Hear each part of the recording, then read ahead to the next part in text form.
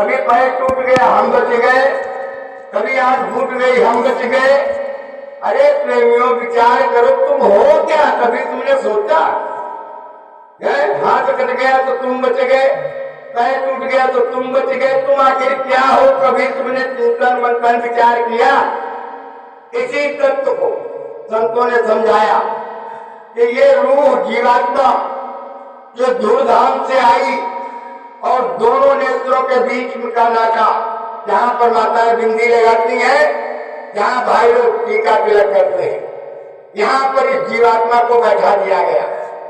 यहीं से ये जीवात्मा पूरे शरीर का संचालन कर रही। और प्रेमियों, जिस समय ये जीवात्मा है इधर से निकल जाती है तो फिर कोई राम नरेश नहीं कहता है, न कोई भगवान सिंह कहेगा, फिर मिट्टी हो जाती है, फिर इसको मिट्टी कहते हैं। तो प्रेमियों, यही विचार करने का बिंदु है कि ये इसके अंदर जो बोल रहा, ये इसी का सारा जौहर, देख रहा, सुन रहा, चल रहा, बोल रहा, ये सब इसका जौहर। इसके निकल जाने के बाद फिर शरीर मिट्टी के समान पड़ा रहता है। महापुरुष यही बताते हैं, जीवात्मा को बैठा करके और इसको चारों तरफ काम, क्रोध, लोभ, मोह, अहंकार, ये इसको घेर करके बैठ गए। इसको हिलने मत देना। अब प्रेमियों, भजन करना गया झूठ। महापुरुषों ने कहा जिस तरह से इस शरीर की खुराक भोजन होती है, भोजन, उसी तरह से जीवात्मा की खुराक भजन होती है। अब भजन करना दिया छोड़ तो जीवात्मा तो निर्बल हो ही गई। अब मन उसके ऊपर हावी हो गया। अब मन उसको, अब क्योंकि जीवात्मा आनंद धाम से आई, वो निरंतर परमानंद की खोज में लगी रहती। मन कहता है परमानंद चाहिए, हाँ परमानंद चाहिए। कहा ठीक है, चलो ये मत कटवाओ 1.5 किलो, अब झोंकाओ बघेड़वाओ जाओ, जितना बढ़िया आनंद मिलते है, परमानंद मिलेगा। और उसने किया, लेकिन वो क्षणिक आनंद, परमानंद नहीं मिला। कहा ये नहीं चाहिए, हमको तो परमानंद चाहिए जो एक बार मिल करके फिर कभी खत्म नहीं होगा। अरे कहा वो वाला चाहिए, चलो कोई बात नहीं, आज वही मिलेगा। और ले जाके ठेके पे घड़ा करवा दिया, कहा लगाओ 1.5 को हुआ। और फिर उसके बाद क्या है एक पैसा पाए जाए ना, तो दे जाता हूँ बिल्कुल 100-200 जूता जिसे मारे जाते हैं, ऐसे मुंह बन जाते। कहा ये नहीं, हमको इससे बड़ा वाला आनंद चाहिए। अरे कहा तो ऐसे कहने बताएगा बड़ा वाला आनंद। अगले दिन ले जाकर के कोठे पर पहुंचा दिया, बैठ जाके कहा देखो यहाँ आनंद है। वो हमेशा इन्हें विषय भोगों में इस जीवात्मा को गुमराह करता रहता है। इसलिए महापुरुषों ने कहा मन के कहे करो मत गोई। ये सारा भेद महापुरुष सत्संग वचनों के माध्यम से समझा देते हैं। बात खोल करके, वैसे महापुरुष खोल करके कोई बात नहीं बताते, सहन बहन में बात बताते, लेकिन स्वामी जी महाराज ने अनामी धाम तक का भेद खोल करके बता दिया अपने सत्संग वचनों के माध्यम से। तो प्रेमियों, आप लोग परम सौभाग्यशाली हुए। सौभाग्यशाली तो उसी समय हो गया जिस समय ये नर नारायण काया उस परम पिता परमात्मा ने आपको दे दिया। आप सौभाग्यशाली हो गए, क्योंकि 4 खान 84 लाख योनियों में सर्वश्रेष्ठ योनि मनुष्य शरीर है। इसको हम नहीं कहते, तमाम विद्वानों ने लिखा, गोस्वामी बाबा लिख रहे कि बड़ी भाग्य मानुष तन पावा, असुर दुर्लभ सदग्रंथ निगावा। काम मनुष्य शरीर मिल गया, भाग्यशाली हो गए। क्योंकि अगर ऐसा न होता तो लिख देते बड़ी भाग्य हाथी कर पावा, नहीं लिखा। लिख देते बड़ी भाग्य शेर कर पावा, नहीं लिखा।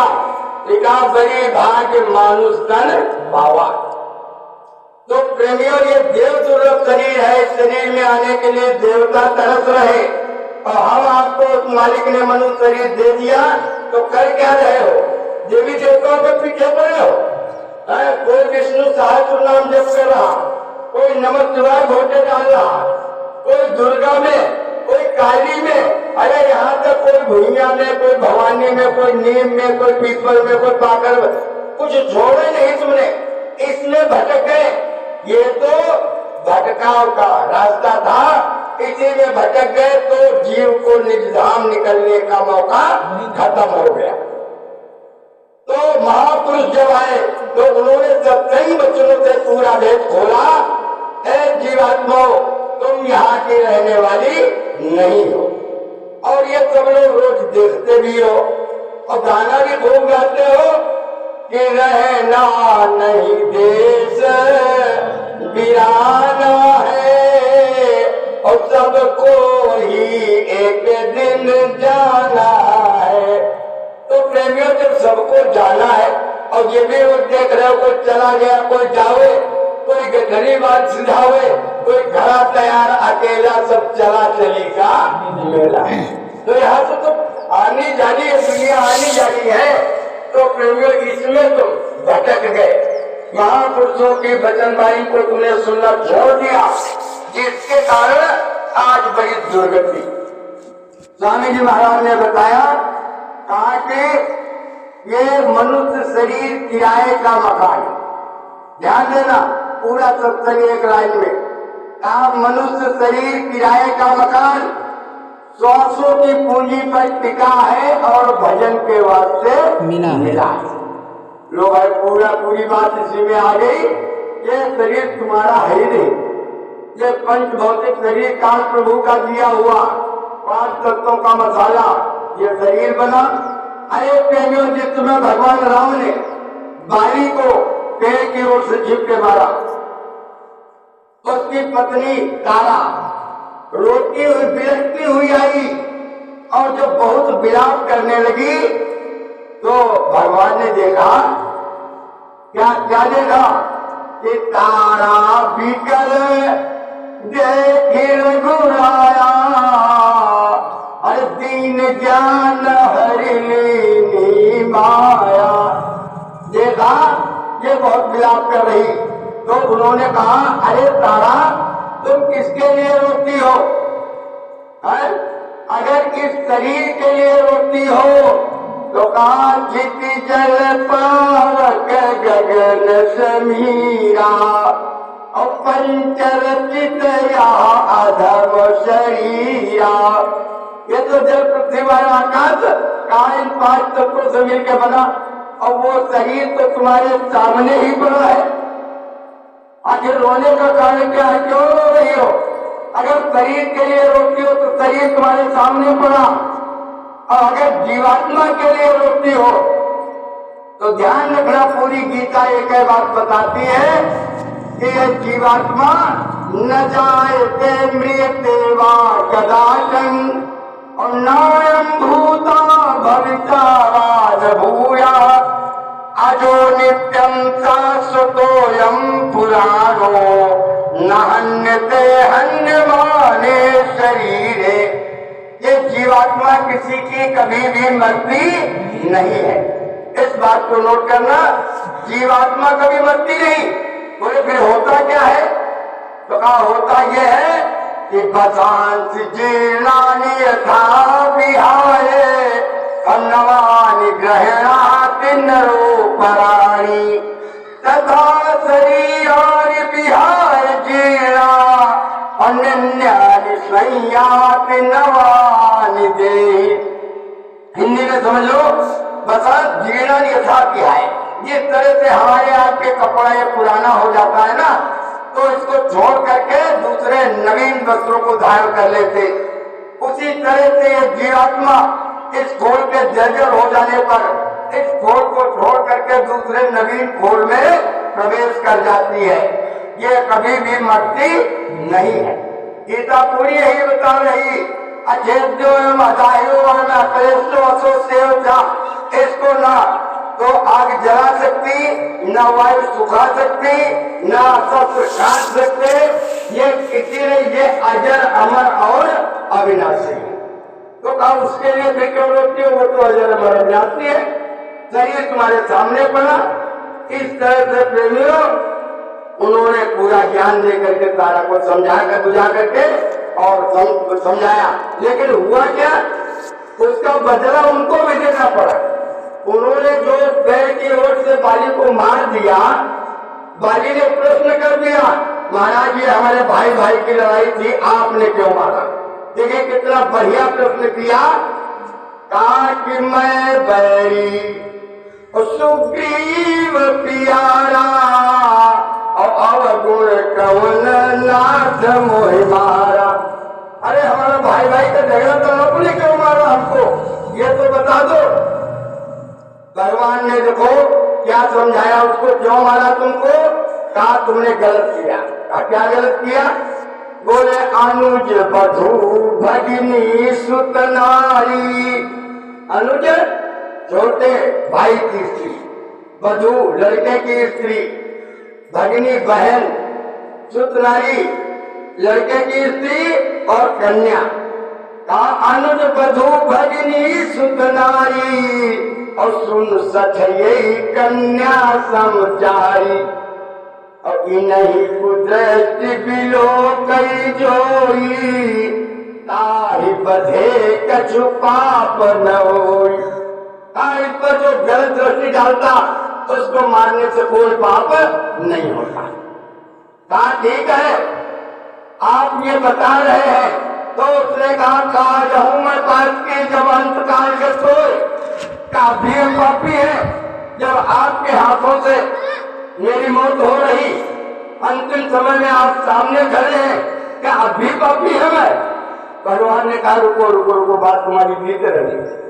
कहा चल करूं तनु राखू प्राणा, बाली कहा सुन कृपा निधाना।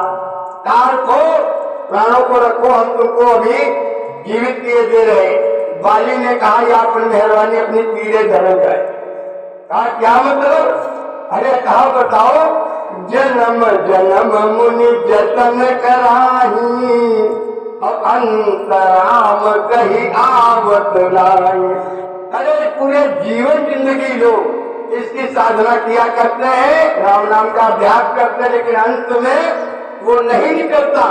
और आज आप सामने खड़े हैं और आपके हाथों से हम जा रहे हो, फिर भी कहते हो रुको। अरे हम किस लिए रुकना? तो राम बाली निज धाम पठावा और नगर लोग सब व्याकुल धावा। उनको अपने निज धाम भेजना पड़ा, ये है गति, और उसका बदला भी देना पड़ा। त्रेता में उन्होंने मारा, द्वापर में जब कृष्णावतार में वही आए तो वो बाली जो था वो जना नाम का बहेलिया बन करके आया। जब पूरा महाभारत समाप्त हो गया तो एक पेड़ की ओट में पैर पर पैर रखे योगेश्वर लेटे को चिंतन कर रहे थे। इतने में उनके पैर में पदुम था, उधर से बहेलिया शिकार पर था, उसके नजरों हाथों में वो पदुम चमका। उसने समझा कि ये मृगा की आंख है और उसने निशाना बांध करके मार दिया तो पदुम फट गया। योगेश्वर कराह उठे और जब इनकी कराह सुनी तब वो दौड़ करके पास में आया। कहा महाराज बड़ा अपराध हमसे हो गया, हमको माफ कर दो। भगवान ने कहा तुम्हारा कोई अपराध नहीं। कहा महाराज ये बाण हमें से गलती से छूट गया। कहा कोई बात नहीं, तुमने अपना द्वापर का बदल त्रेता का बदला चुकाया। त्रेता में तुम बाली थे, हमने तुमको मारा था, आज तुमने अपना बदला चुका लिया। तो प्रेमियों यहाँ पर ये पकड़ने वाली बात है कि काया से जो पातक होई और बिनु भोगे छूटे ना कोई। इस शरीर से जो कर्म बन जाएगा उसका भोग भोगना ही पड़ेगा, ये अटल सत्य है, इसको कोई झुठला नहीं सकता। अगर तुमने मारा है तो मारे जाओगे, अगर काटा है तो काटे जाओगे, अगर तुमने किसी को सताया है तो सताए जाओगे। सीधा ये अटल नियम है कि लोग के हमारी का। उन्होंने किसी को बख्शा नहीं, उन्होंने कहा मैं अपने पास से कुछ नहीं देता किसी को, लेकिन अगर तुम्हारा कर्म बना हुआ है तो उसका मैं फल जरूर दूंगा, उसकी माफी नाम की चीज मेरे पास नहीं है। कर्मों की माफी दिलवाने वाले संत फकीर होते हैं, इनकी शरण में आओ तो यह माफी करवा सकते। अब किसी ने पूछ लिया, महाराज ये बताओ, ये माफ कर देंगे तो क्या कर्म भोगना नहीं पड़ेगा? महापुरुषों ने बताया कर्म भोगना पड़ेगा, लेकिन उसका तरीका ऐसा निकाल देंगे। बोले कैसे? स्वामी जी महाराज ने कहा एक ईंटा उठाओ और कहा हमारे यहाँ पर मारो। अब वो भक्त बोला कि महाराज अरे यहाँ पर मार देंगे तो अभी चोट लग जाएगी, खून बहने लगेगा और ये यहाँ पे मारना ठीक नहीं। स्वामी जी महाराज ने कहा अच्छा इसी ईंटे के वजन का तौल करके और एक रुई का ढेर ले आओ, किसी ईंटे की वजन की रुई का ढेर। अब वो ले आया, कहा ये हमारे यहाँ पे मारो, और उसने मार दिया, कुछ नहीं हुआ। तो कहा देखे कर्म का बदला तो देना पड़ा, ईंटा तो ईंटे के बराबर वजन तो मारना पड़ा, लेकिन वो देखो सूली का कांटा बना करके और उन्होंने भुगता दिया। तो ये युक्तियां संतों के पास होती है और युक्ति से जीव की मुक्ति करा देती है। नहीं तो तीन लोग के मालिक निकलने नहीं देंगे। उनका सीधा नियम कि मेरे देश का कर्जा भरवा करके तब आप निकाल ले जाइए। तो कर्जा भरवाने के लिए तो प्रेम में बहुत समय लगेगा, लेकिन संतों के पास ऐसी युक्ति, उन्होंने कहा बच्चा एक खुराक भंडारे में शामिल कर दो। अब तुमने एक खुराक भंडारे में दे दिया और हमको जब तक वो भंडारा तैयार हुआ, अब वो कोई आसाम का आके खा गया, कोई गुजरात का आके खा गया, कोई महाराष्ट्र का खा गया, कोई उड़ीसा का खा गया, कोई कहाँ का खा गया और तुम्हारा कर्म कर्जा साफ हो गया। उसके लिए तुमको एक जन्म लेना पड़ता वहां पर। तो प्रेमियों इस तरह से तरीके से संत महापुरुष कर्म कर्जा उनका चुकता करवा के तब जीव निकाल पाते हैं, नहीं तो जीव निकलने वाला नहीं है प्रेमियों। तो महापुरुषों की बात को अगर आपने सुना और अमल में ले आए, फल भजा पूरा मिलेगा। लेकिन सत्संग चेत करके सुनना चाहिए। जब तक सत्संग सुनो तब तक मन को घाट पर रोक करके सत्संग सुनो। यहाँ बैठे सत्संग में और मन लागे चारा बनावन, ना यहाँ का मिलेगा ना वहां का मिलेगा, दोनों जगह का जाएगा। इसलिए मन को एकाग्र करने के लिए सभी प्रेमी अपनी बारी से बोलेंगे, प्रेम से बोलो जय गुरुदेव। बोलो सत्संग वो गंगा है, इसमें जो नहाते हैं। सत्संग गंगा है, इसमें जो नहाते हैं। पापी से पापी भी पावन हो जाते हैं। पापी से पापी भी पावन हो जाते हैं। ऋषियों ने मुनियों ने इसकी महिमा गाई। ऋषियों मुनियों ने इसकी महिमा गाई। संगत से जीवन है, यह बात है समझाई। संगत से जीवन है, ये बात है समझाई। ये वेद बताते हैं, ये संत बताते हैं। वेद बताते हैं, ये संत बताते हैं। पापी से पापी भी पावन हो जाते हैं। पापी से पापी भी पावन हो जाते हैं। एक उदाहरण यहीं पे याद आ गया। एक अजामिल नाम का बहुत बड़ा पापी था। वो पूरे जिंदगी उसने पापे किए थे, कुछ नहीं किया, लेकिन हुआ क्या, जब घड़ी मौत की सर पे जब उसके आई, जब बिल्कुल मरणासन हो गया, मरने वाला हो गया, दैवयोग से एक लड़का उसको पैदा हो गया। अब उसने विचार किया इस लड़के का नाम क्या रखा जाए। उधर से कुछ संत निकल पड़े, संत से पूछ लिया महाराज ये लड़का आया है, इसका नाम बता दो। संत संत दयालु होते हैं। उन्होंने कहा ठीक है, इसका नाम नारायण रख दो। अब प्रेमियों उसका नाम लड़के का नारायण रख दिया। तो विद्वान क्या बता रहा कि घड़ी मौत की सर पे जब उसके आई, तो बेटे नारायण की धीरज लगाई, और तुरंत खुल गए उसके बैकुंठ द्वारे। हरे कृष्ण गोविंद मोहन मुरारे। अरे प्रेमियों, मरने के समय उसने बुलाया तो अपने लड़के को, लेकिन वो नारायण नाम जब निकल गया तो उधर से यमदूत आए, इधर से धर्मराज के गण आ गए। अब दोनों में लापरवाही।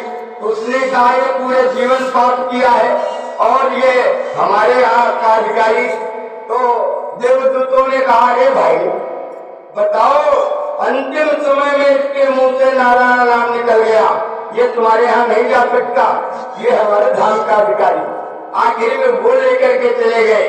तो ये है महापुरुषों की देखो युक्ति, तरीका ऐसा दे दिया। उस तरीके से जीव निकल गया, नहीं तो ऐसे निकलने वाले इतना घोर पापी। कल एक दृष्टांत मिला, कहा एक पंडित जी थे, पंडित जी। अब वो पूरे जीवन में कभी भी दान नहीं दिया था।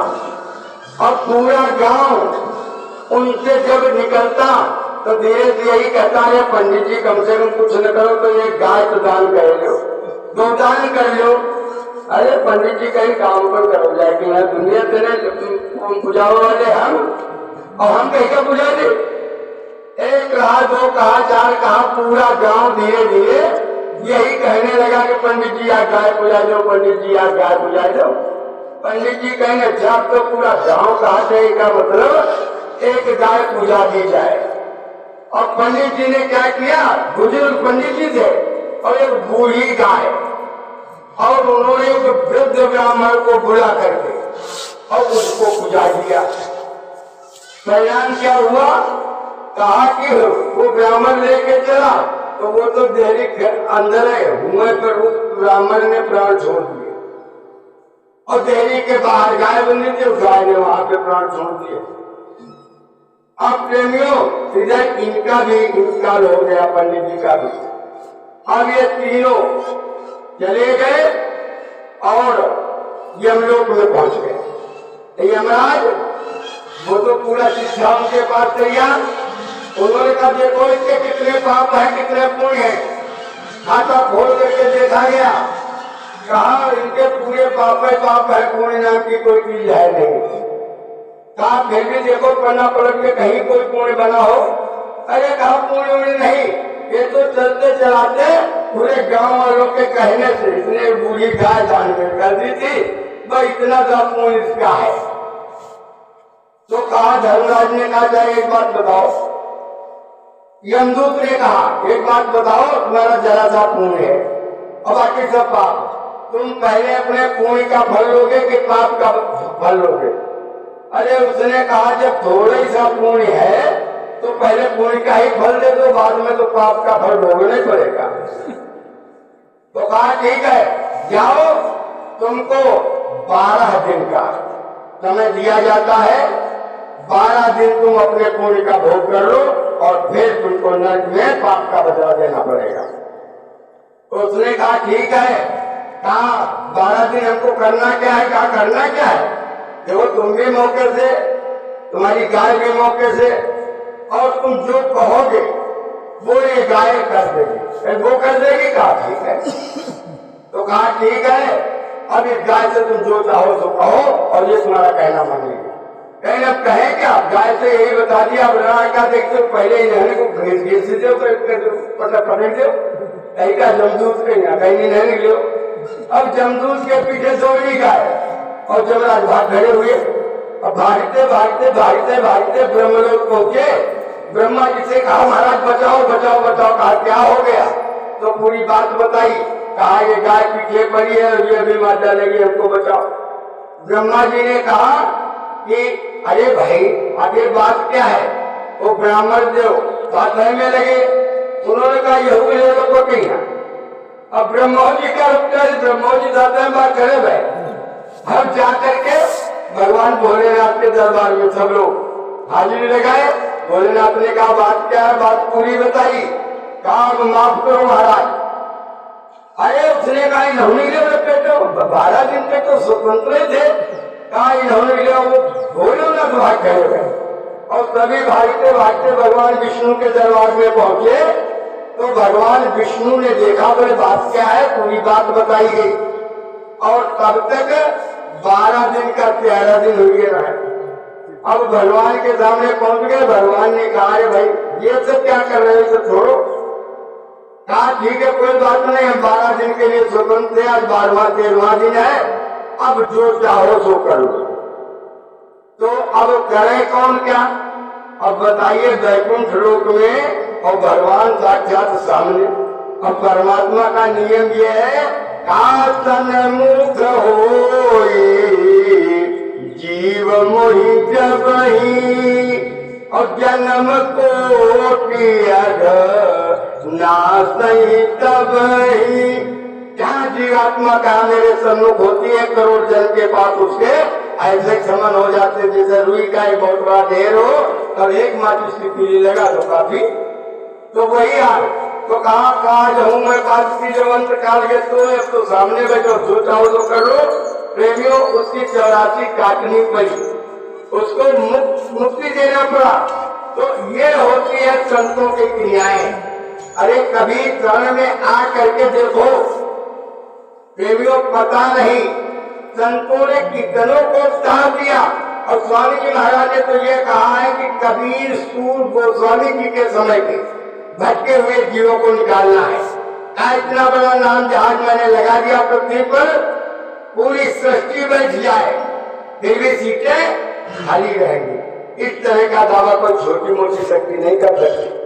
स्वामी जी महाराज ने कहा पार तो सब जीवों को लगाना ही है, नाम दान दिया है, जिम्मेदारी बनती है। तब कागज बताए ये तरीके से घाट पर हाजिरी देते रहे तो मेरी पूरी जिम्मेदारी। और घाट छोड़ करके अवगत घाट घूमो तो घाट तुम जानो तुम्हारा काम। बड़ी सीधी सच्ची बात, कोई इधर उधर की बात नहीं। स्वामी जी महाराज ने कहा एक नगर था, एक नगर, इस नगर का नियम था कि वहाँ जो प्रातः काल सुबह आदमी मिल जाता था उसको 3 साल के लिए राजा बना दिया जाता था नगर का। और 3 साल पूरे होने पर नगर के बाहर एक दरियाव बह रहा, उस दरियाव के पार कर दिया जाता था वो राजा। और दरियाव के पास बियाबान जंगल, उस जंगल में बाघ, शेर और चीते, भालू ये सब रहते थे। और राजा को जब पार कर दिया जाता था तो वो लोग वहां चीर फाड़ के खा जाते थे। अब प्रेमियों एक दिन वहां राजा बनाने का समय प्रातः काल कोई पथिक रास्ते जा रहा, उसको लोगों ने सिपाहियों ने पकड़ लिया। कहा चलो अब तुमको यहाँ का राजा बनाया जाएगा। अरे कहे भैया हमका जाए दो, हम कहाँ जा रहे हैं, तुम राजा। कहा नहीं ये कुछ नहीं, तुमको राजा बनाया जाएगा। उसको वहां रास्ते रख कर दिया गया, राजा बना दिया गया। तो उसने कहा तो राजा तो तुमने बना दिया, लेकिन इस राज्य के कानून कायदा तो बताओ, इसमें कानून कायदा क्या है। कहा कानून कायदा ये है कि 3 साल के लिए तुम राजा हो, जो चाहो सो कर सकते हो। कहा फिर, कहा 3 साल बाद तुमको ये दरिया पार कर दिया जाएगा। कहा फिर उधर क्या होगा, कहीं उधर जो हो तुम खुदे भोगली न तुम जान लेने क्या होगा। अब बेचारे उस दिन से वो राजा होने के बाद भी राज सुख उनको सुहाता नहीं था। उनका 3 साल बाद वाली चिंता खाया जाता रहा है कि 3 साल के बाद क्या होगा। उधर से कोई महात्मा जी निकल पड़े, उनको बड़ा दुखी देखा तो महात्मा जी ने पूछा ये भाई क्या बात है, तुम बड़ा दुखी मालूम पड़ रहे हो। तो वो संतों के चरण में झुक गए। उन्होंने कहा महाराज बड़ी समस्या। बोले क्या समस्या। कहा हम 3 साल के लिए इस नगर के राजा बना दिए गए।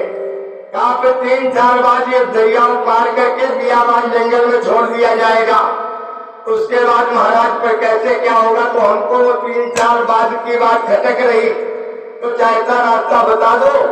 महात्मा दयाल होते हैं और उन्होंने एक युक्ति उनको बता दी। अरे कहा तुम पागल हो क्या? तुम 3 साल बाद की चिंता करते हो? आज तो तुम राजा हो, राजा जो चाहो तो कर सकते हो। कहा महाराज आज तो राजा है, जो चाहे कर सकते। तो कहा फिर क्या? कल सुबह अपनी पूरी फौज फाटा सजा लेना और सबको नगरवासियों को दरियाओं के पार ले जाना और आदेश कर देना कि पूरा जंगल कटवा दिया जाए। और जंगल कटवाने के बाद फिर जिस तरह का यहाँ पे महल है, काय से बढ़िया महल बनवा देना। जो सुख सुविधाएं यहाँ पर हैं, ये सारी सुख सुविधाएं वहां जुटा देना। और कहा जब तक इधर हो तब तक राजा, और जब उधर चले जाओ तो महाराजा। अब जब संतों ने युक्ति बता दी, उसने यही काम कर लिया। और प्रेमियों 3 साल वहां राजा रहा और वहां से पार किया गया तो वहां महाराजा बन गया। कहने का इशारा महापुरुषों का समझो। उन्होंने कहा 3 साल तुमको दिए गए, 3 साल मतलब बचपन, जवानी और बुढ़ापा। अब 3 साल के लिए तुम राजा हो, जो चाहो तो कर लो। और उसके बाद में अगर तुमने आगे का कुछ जतन नहीं किया तो उसी राजा की तरह जंगल में छोड़ दिए जाओगे। फिर क्या होगा हाथ से तुम जानो। और अगर इसी शरीर में तुमने साधन वजन कुछ कमाई कर लिया तो कहा जब तक इधर हो तब तक राजा, और इधर से निकलो तो महाराजा। फिर आवागमन से तुम्हारा काम ही खत्म, आवागमन का कोई मतलब ही नहीं। तो प्रेमियों संत स्वयं में हम लोग समझते हैं वो किस्सा कहानी सुना रहे। स्वामी जी महाराज किस्सा कहानी नहीं, पूरी यथार्थ बात सब अपने उसमें समझा देते थे। प्रेमियों जो पकड़ने वाले जीव है उसको पकड़ लेते हैं और उनका काम हो जाता है।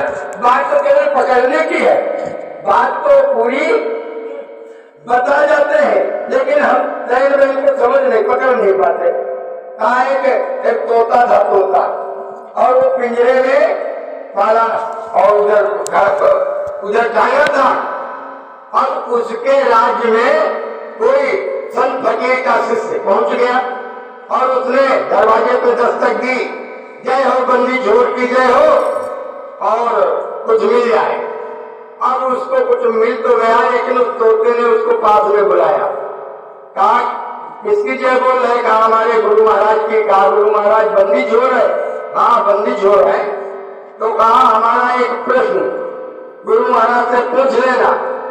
कहा कौन सा प्रश्न? कहा हम आज 4 साल से इसमें कैद है, हमारी बंदियां कभी छूटेंगी कि नहीं छूटेंगी, ये पूछ लेना। वो गया, जब शाम को गुरु दरबार में पहुंचा तो उसने ये तोते का फरमान सुना दिया कि महाराज मृत मंडल में गए थे, तोते ने पूछा कि तुम्हारे गुरु बंदी छोड़ है तो हमारी बंदियां कब छूटेंगी, हम इसमें 4 साल से कैद हैं। गुरु महाराज ने ये शब्द सुना और वहीं पर रुक गए। काफी देर तक पड़े रहे। अब प्रेमियों ने कहा यार क्या तुमने क्या पूछ दिया, इसी बात है। गुरु महाराज ढेर हुए गए। वो काफी देर बाद उठे गुरु महाराज और वो कहा कि अब मत ऐसी बात पूछना। अब उसने पूछना तछना बंद किया। दूसरे दिन फिर जब उस नगर में पहुंचा अपना भिक्षा मांगने, फिर उसने आवाज लगाई। तोते ने पूछा कि भाई हमारा प्रश्न पूछा था तुमने गुरु महाराज से? अरे कहा बस चुप में एकदम बैठ रहे हो, अब बात लिखी हो। कहा तुमने ऐसा प्रश्न कर दिया कि गुरु महाराज ढेर हो गए थे। कहा क्या हुआ क्या था? तो कहा तुम्हारा प्रश्न हमने बताया और गुरु महाराज अचेत गिर गए अपने आसन के ऊपर। कहा अच्छा ठीक है चले जाओ। और वो सैनमैन को तुरंत पहचान गया और उसने क्या किया, सवेरा हुआ और टे टे टे टे टे उसने लगाई। तो घर वालों ने सोचा क्या चक्कर है, कोई बिल्ली या कोई किसने झपट्टा मार दिया। और जब पिंजरे के पास गए तो क्या देखा, वो बेचारा चुपचाप पिंजरे में पड़ा। अब उसको हिलाया डुलाया, इधर से लुकाओ इधर, इधर से लुकाओ इधर। वो चुपचाप पड़ा और उसने सोचा कि अरे अब तो ये मर गया। और जब मर गया सोचा तो क्या किया, उसका जो दरवाजा था उसको खोल करके घूरे पर ले जा करके और उसको पलटने लगे। और जो पलटा और फड़फड़ाया पकड़ा, वो सर से उड़ गया, नीचे निकल गया। तो प्रेमियों अब बताओ, ये गुरु महाराज ने बताई तो युक्ति थी, लेकिन उनके बेचारे चेले नहीं समझ पाए और वो जाति का देखो तोता वो ईसाइयों को समझ गया। इसलिए संत महापुरुष पूरी बात स्वयं बहन में बता जाते हैं। हमारी आपकी ये मोटी बुद्धि कुछ पकड़ पाती है, कुछ नहीं पकड़ पाती। और प्रेमियों संत इसीलिए संत महापुरुष के संदेशों को बड़ा ही तेज करके सुनना चाहिए, क्योंकि ये कोई भाषणबाजी नहीं है। जैसे लोग आते हैं बड़े बड़े ऊंचे ऊंचे मंच लगा करके तमाम भाषण कर करके चले जाते, होना देना कुछ नहीं। ऐसा कुछ अगर दिल दिमाग में है तो उसको निकाल दो। संतों की हर बात इस जीवात्मा के कल्याण के लिए होती है। प्रेमियों जो मान लेते हैं तो उनका फल फायदा हो जाता, और जो खाली यहाँ ये दुनिया बनाने में लगे हैं, हजारपति का लखपति हो जाए, लखपति का करोड़पति हो जाए, करोड़पति अरबपति हो जाए, एक मंजिल है 2 मंजिल बना ले, 2 मंजिल है 4 मंजिल बना ले। अरे जब सब यहाँ मंजिल बनाओ ताकि घेर हुई गए तो विचार करो, क्या तुम्हारे साथ एक सुई की नोक के बराबर कुछ जाने वाला है? नहीं। पूरा जीवन तुमने अपना यहाँ पर खपा दिया। और हमारे गुरु महाराज बताते थे, जो तुम्हारे लड़के औरत सगे संबंधी बन करके आते हैं वो अपना कर्जा भराने के लिए आते हैं। तुम पूरी जिंदगी कभी कह रहे हो लड़के का बना दे, कभी कह रहे हो पोते का बना दे, कभी इसका बना दे, उसका बना दे। जहाँ तुम्हारी अंतिम श्वास निकली, शरीर धराम से गिरा, सबसे पहले तुम्हारा बड़ा वाला लड़का बोल देगा तो जेब देख लो, माल पानी सब जेब हाथ रहा है ना। अरे इस नगरी में तुम ठगे जा रहे, तुमको ये हो तो नहीं, ये हो क्या रहा। बिंदु जी ने बड़ी बढ़िया बात अपने पद में लिखी, सब लोग सुन करके समझते जाना और प्रेम से बोल देना। प्रेम से बोलो जय गुरुदेव।